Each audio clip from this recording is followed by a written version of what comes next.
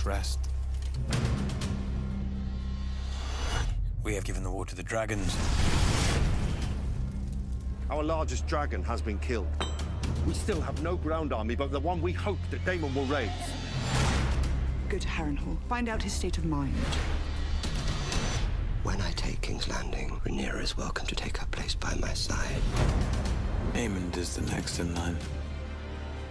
You know what he is. What he has somehow become. Queen Rhaenyra wishes to name you Hand. To serve with the sea snake is to make your fortune. Brother, he owes you. He owes us.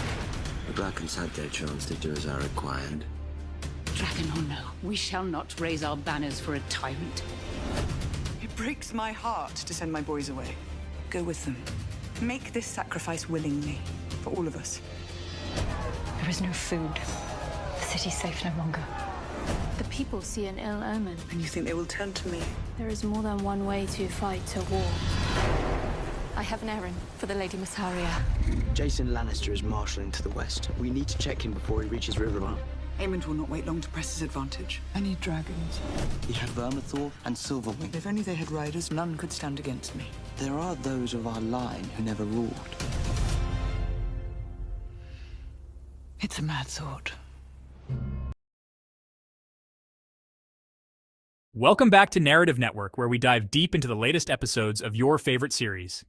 If you enjoy our episode recaps, make sure to hit that subscribe button and join our growing community of fans.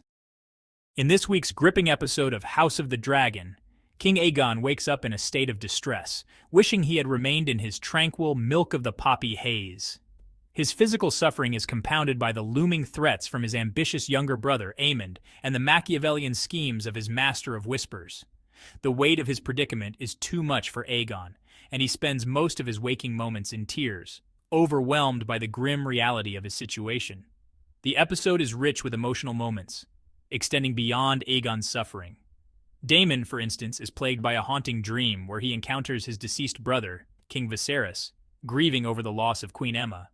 This poignant vision only deepens Daemon's own sense of despair and confusion about his current plight. Upon awakening, he is confronted by the stark reality of his circumstances, further exacerbating his emotional distress. Jason Lannister makes a significant move by leading a contingent of soldiers to the Golden Tooth to rendezvous with House Lefford.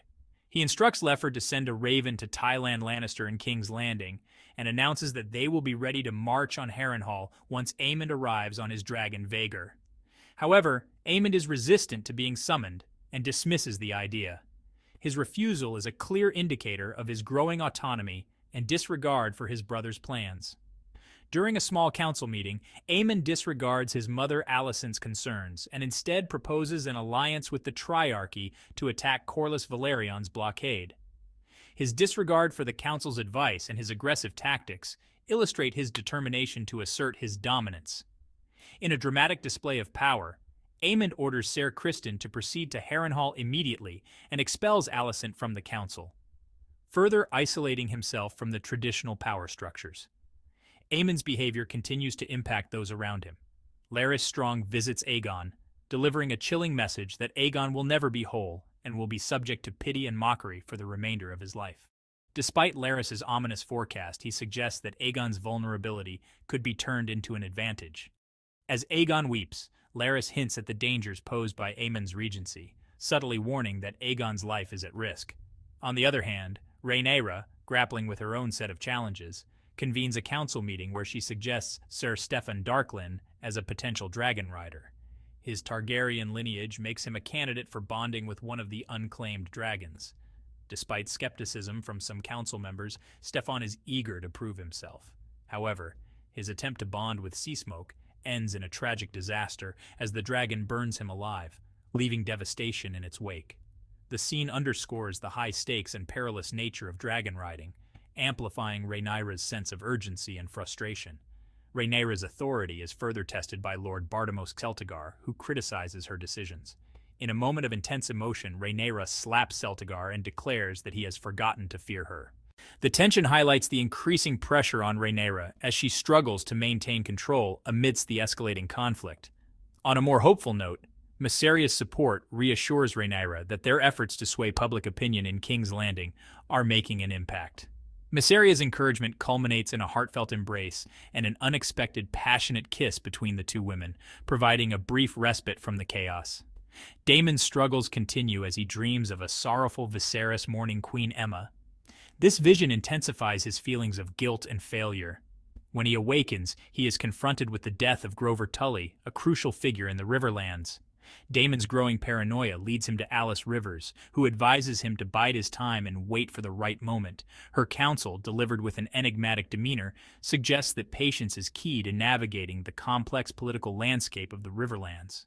In King's Landing, the unrest among the small folk reaches a boiling point. Larys Strong capitalizes on this discontent, positioning himself as a potential hand of the king, but is rejected in favor of reinstating Otto Hightower. Meanwhile, Aegon's condition shows signs of improvement, prompting Aemon to visit him and press for details about the recent battle. Aemon's aggressive interrogation underscores the precarious nature of Aegon's position and the dangerous dynamics within the royal family. Alicent, distressed by her father's silence and the escalating situation, receives reassuring news about her son Darren, who is described as kind and dependable. This news offers her a glimmer of hope amidst the turmoil. However, the city's unrest continues to escalate. As a supporter of Rhaenyra stirs trouble in a tavern, the situation spirals out of control, leading to violent clashes in the streets. Alicent and Helaena are forced to flee from an angry mob, with shouts of Queen Rhaenyra echoing in the background as they escape to safety. Mind your flanks! Take your corners! Keep moving. This way, your grace! There's the Queen of Fishes! Keep moving!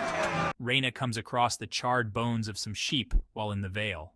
A disgruntled Rhaena confronts Lady Jane Arryn, Amanda Collin, about why she wasn't aware there was already an adult dragon in the Vale, but the latter confirms it's an untamable dragon that no one can subdue.